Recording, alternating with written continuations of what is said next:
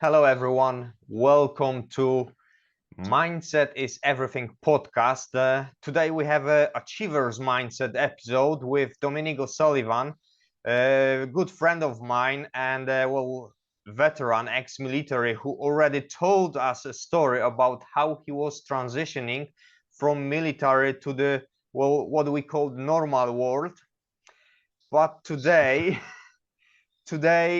different thing. So Dominic, thank you very much for being here again with me. Thank you for sharing another inspiring story with listeners. Well, it's my pleasure, Michal. And as you say, we go back a long time, although I'm not quite sure what a normal world is because that's changed a fair amount since I left the military and went into the civilian world. But yeah, topsy-turvy times, right? Definitely. Well, we did have few new normals already, so what comes Absolutely. next, we never know. But yes, today we want to actually talk about business and the other part of your life after military when you finally decided to work for yourself and grow as a businessman, as an entrepreneur, as a person who's actually taking initiative and moves forward with professional development. So yeah, tell us how it started generally. What was your first private initiative? Well, I suppose dialing back a little bit, I never really saw myself as an entrepreneur. I suppose I suppose later you kind of look back and say, okay, yeah, I'm in that space, but I think when I was leaving the military and I did the standard route for most people, I went into the same kind of arena that I'd worked in the military, from a technical point of view. And then I think it was probably about 3 years after leaving where I kind of got itchy feet. And I think it wasn't so much about I wanted to change job. I kind of wanted to change the balance of, I suppose, control and how I managed my life and work and everything. And the route I saw was to kind of do something that was working for myself and being able to control my own diary and probably maybe arrogantly a little bit at the time that I felt I could do some things better than the people I was working for. So I think that was the initial thought process. And then I suppose some people I kind of make a definition between being self-employed and being an entrepreneur. And I think for me, being self-employed means you've got a kind of technical skill, or you have a certain work sector that you're good at, and you want to go and do that and get paid for that knowledge and that expertise. But for me, the definition of an entrepreneur truly is you see an opportunity. It might not be something that you're particularly, got history in or you're particularly good at, but you'll switch and you'll change. And in some ways, having met quite a lot of them, so a lot of entrepreneurs will switch. It will not be a specific product. It won't be a specific service. They will move around and be happy to try something new all the time. So I kind of felt I was more self-employed than an entrepreneur. But yeah, I suppose my first instinct was I wanted some control over my working life and the balance of work and home. So yeah, that was the kind of trigger point for me. Well, it's definitely good distinction in here, because self-employed, what I personally call self-employed person is someone who does the job that he or she is trained to do, but is in charge of his or her own finances, taxes. So simply you are employee, but you're getting paid gross salary, and you need to deal with the revenue yourself. You need to include whatever you include as expenses. You need to show how much you actually taking home as a net salary. You need to pay tax by yourself. That's the only difference. But yes, you're right. Entrepreneur is a person who is actually not just doing the same job, but it's looking wider, on opportunities and chooses those that will pay off the most. Yeah, I think when I was growing up, if I think back to my childhood, that the description of an entrepreneur was a little bit sketchy. That they were almost a bit of a flash Harry. They were the kind of flash businessman, kind of creating an impression that they were doing really well, but actually there was a lot of bluff behind it. Now, that's really characterizing and unfairly. As you grow older, obviously you recognize that, yeah, risk taking, I think, calculated risk, mitigated risk taking as an entrepreneur is part and parcel. And if you're not the sort of person who's comfortable not just taking risks, but really mitigating and planning against it. If you're not that kind of person, entrepreneurship, serial entrepreneurship is just it's not for you. I think it's a dangerous thing to get into because you are going to risk something, and actually that's not just financial, a little bit of sanity, possibly relationships around you as well can quite often be the Exactly. casualty, I think, for people chasing entrepreneurship as a whether it's about wealth creation or status or vanity, whatever that is. But actually, I've seen a lot of people ruin the good things in their life as a result of chasing this dream through entrepreneurship. I definitely agree. And well, I'm going to pass on the question to you. And that's a question that my 8 years old son asked me today, actually. This is going to be a tough one now, I can tell. It's well, actually, it's very good one. It's technically very simple question. What is the difference between a rich person and a wealthy person? Yeah, I've kind of heard that phrased. I've heard a response to that question phrased recently. And I suppose, I could be, kind of spiritual and thoughtful about this, but in reality, I think as you get older, what you value in terms of wealth or what's important to you isn't necessarily measured in your bank balance. And I think I look at my journey from the military and being self-employed, starting a business, losing a business, starting another business and climbing back up. Actually, the things that are valuable to me financially aren't that important. The things that are really important are the family relationships with my kids, grandkids now, because I'm at that age, but also quality of life. I suppose it's the ability to be able to switch off and to be able to get yourself excited about other things rather than it just being all about work. So I think, success, being rich, I think I don't know whether it's at a stage of life those things change or those priorities change. But if I was talking to your 8-year-old, my 11-year-old granddaughter would probably ask the same kind of question. I kind of feel like if you're doing something that you're really passionate about, that really excites you, really enjoy, first of all, that's not going to feel like working. I think when you start counting the pounds and you start measuring it in acquisitions, cars, watches, all that kind of stuff, I think that's a dangerous thing. I think that's when you start to lose sight of why you were doing it in the first place. Right, and I just think the material stuff is not success. I don't think that makes you rich. I think it's the impression you leave on the people around you is probably the bigger wealth for me. Mm. No, it's you see what I simply answered like right away is the being rich is about having a lot of money and a lot of things. Being wealthy, it's about having the things that you want, not just need, but you want, and being able to enjoy it. What would you say about that reply? Yeah, and I think I'm probably answering from a point where I've done the first. I've acquired the things. I've had the watch. I've had the if you see something you buy it and you like that, and I've had that, and actually was Mm. probably, if I look at it now, or even at the time, I could probably recognize at my least happy.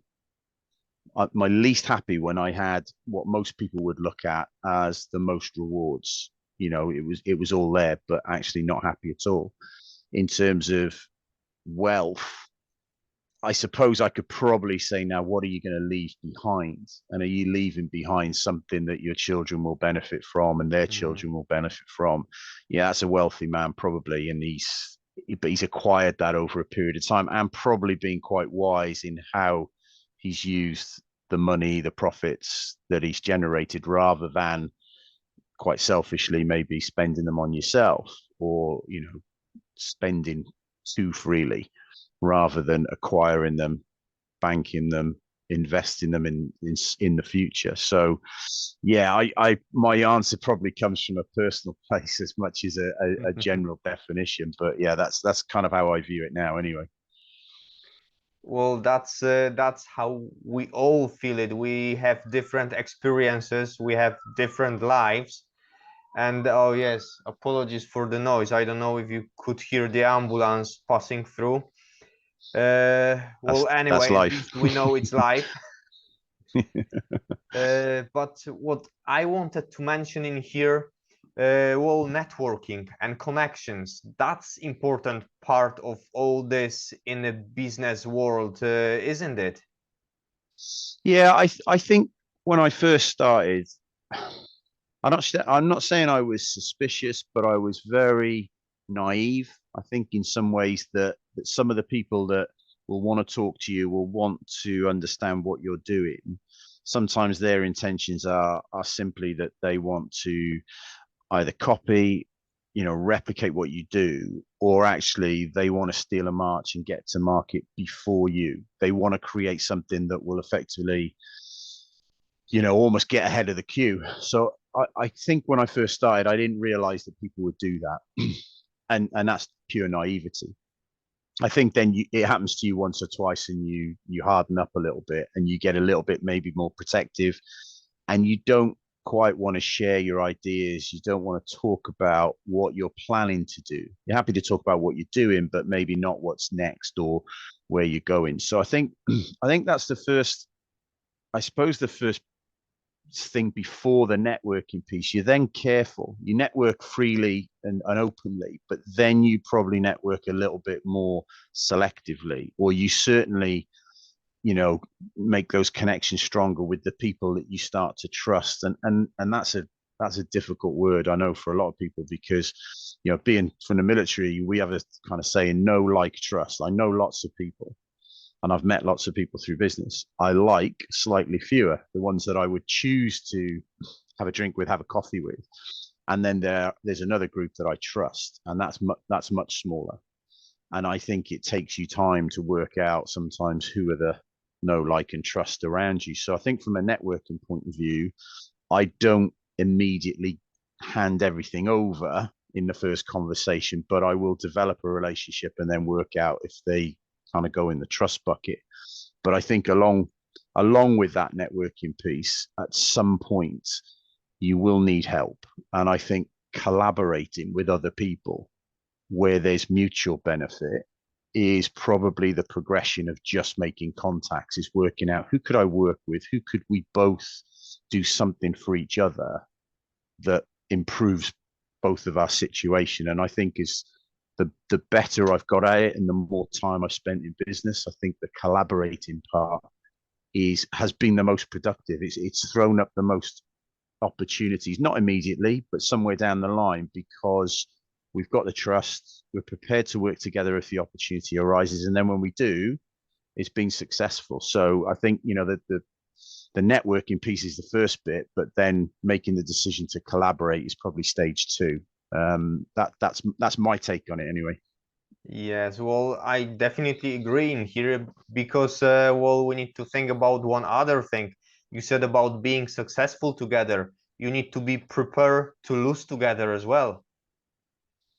Yeah, That's I another think side of it.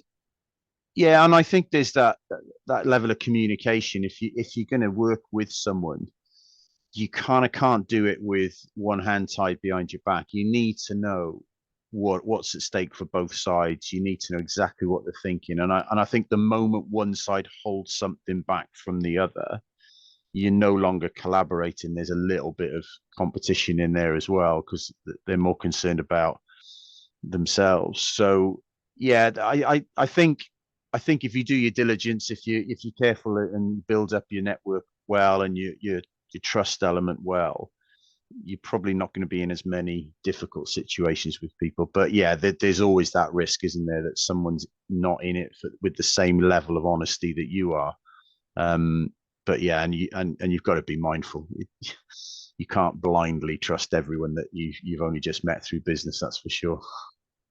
Definitely. No, it's I need to admit myself, I needed to start from the scratch 3 times altogether, but twice it was because I trusted wrong people.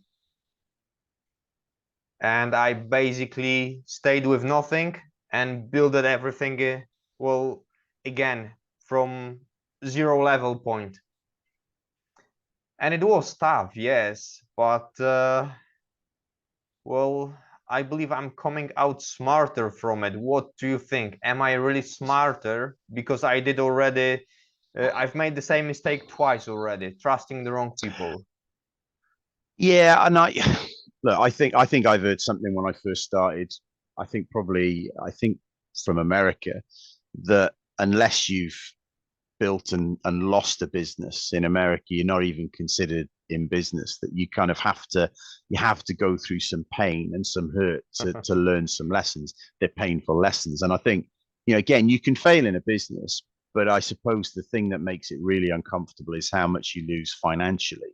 And how invested you were, and have the banks got money into you and things like that. So I think when you lose on that scale, it probably puts a lot of people off trying to build and achieve again. They kind of got the right mindset. They go in, they're doing everything right, and then something happens and it comes apart, and they go back into a normal job. And I think the COVID, Mm. scenario for a lot of people, particularly those in the hospitality sector who had successful businesses, bars, restaurants, and it just failed. And it wasn't their fault. But of course, when the bank calls the loan in, you haven't got a lot of choice. So I think you're a little bit burned by that, and you don't necessarily want to do the same. Some people will, some are resilient and they'll bounce straight back, but it's not uncommon to see people shy away from it then. So yeah, look, I don't think failure is a bad thing as long as you know what you did wrong the first time.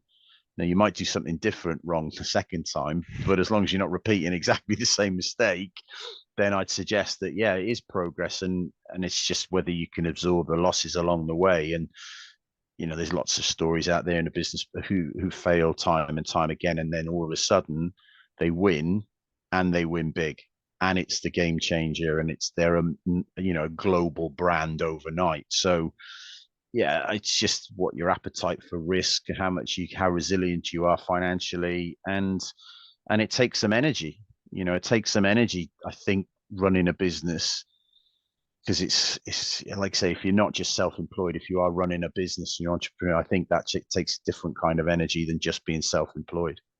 Yes, well, it definitely does because it's not just the job that you do, it's all the skills around it that you need to acquire, just not even because you need to do different things. Like you don't need to build a website for yourself. You can outsource it to someone else who's doing it, but you need to have idea about how it's done so you can oversee the person who's doing the job for you. Yeah, and I think the other, I suppose there's a lot of traits, and if you describe your typical entrepreneur, I kind of say they're the fire starter. They have the ideas, they have the drive. They'll fire people up, and people go, "Oh yeah, that sounds great. I want to go, I want to follow you." But they're not great at doing things and getting them the detail and getting them to the end. So they kind of need, and this is what I think as well, a collaboration is you want people around you that complement your skills. If you've Mhm. got two people there that are just ideas people, then you have great conversations, but nothing actually comes to market. So, I think identifying your own strengths and understanding what you're good at, what you're not good at. I mean, I'll tell you right now, my Achilles heel is proofreading. You ask me to proofread anything for marketing purposes, or it is the thing that slips straight away. And I think there's a concentration level and time level more than anything. But so you need to surround yourself with people that do detail. But yeah, Yeah. that's definitely a thing about getting the right people around you. Mm. But well, yes, definitely. But we're talking here about mindset, about how to think. And you said at the beginning of this conversation something very important. You said that entrepreneur is someone who wants to have control over, well, his own time, money, ideas, the work that he does, everything, because that's what you wanted. That's what I want. Basically, I just want to do the job that I'm interested in, and well, I want to do it the best I can. And that's the key takeaway I would say in here. You need to have this urge to control your professional life, not just private life, but professional life to the extent, well, that it's possible. That's very important part of it. Yeah, And I think there's I'm going to jump in for a second, Michael, because I think there's something that's really important for that. Because some people will be successful entrepreneurs because they're purely passionate. They might invent something or an idea or something, and they'll drive and they'll drive, and the energy just keeps coming. But then I don't know about the entrepreneurs who just want to make money. The ones they're passionate about making money, but they will switch from product to service to work, and they're not particularly bothered as long as there's an opportunity. I can't say that I necessarily can understand that mindset in the same way. I kind of know what I'm passionate about, what my strengths are, and anything that utilizes that, I can keep going. I'll find the energy. I'll find 25 hours in the day to do what I need to do. But I don't know. I don't know about the other group. They're a kind of slightly different animal, certainly to me. I know that. And I admire them for doing it, but it does seem like that's a much riskier mindset, or one that's prepared to take risk to the extreme. yes, but saying that, well, I've known you like 15 years, something like that. Might even be longer. Yes, well, let's stay with 15. And well, the way you work, the way I work, I know that even if we change businesses, we work, we are on the same path all the time, both for you and me. We slightly change the group of people that we serve. We slightly change the way we serve them, but still we stay on the same path. We can still make money along the way, but we stay within the passion. So uh, in this way, I think it's good, and that's another thing that I think it's worth mentioning in here. And well, just simply to point it out for people: find what you love and follow the path and see where it takes you. Don't just switch the industries because you think there is more money there. Would you agree? Yeah, no, yeah, I would totally. And I think, that finding what you're good at and what you're passionate at, for me, that's the critical thing. And you hear people, talking about that, find out what you're passionate about. But to me, if you're doing something and putting all your energy into something and falsely going, as you say, just going after the money, I think that's difficult to sustain. I think if you've got a cause, you've got a passion, purpose, whether it's business or whether it's, a charity or a cause or whatever, you don't need to motivate yourself. That's just there. It's easy. That's for me, that's an easy thing to find the energy for. If you said to me tomorrow, you're going to start I don't know, a drain pipe business selling drain pipes to the building sector, kind of struggle to to want to do that. I don't know why I picked drain pipes as an example, but it's just not something I'm particularly bothered or see the value of. But the things that are important to me, you find the energy quite easily. I think Oh yeah. you have that thirst for it. So yeah, I think that's a big one for anybody who's considering chasing going down a business route. Is you want to be doing something that excites you, gets you stirred up, because it doesn't feel like work. That's exactly what it is. So tell me what it is right now specifically that you do that for you doesn't feel like work. Well, I'm gonna say kind of everything that I do at the moment because there's not. I think what I have done as time's gone on and having had the businesses and being self-employed and flipping between the two for a number of years now.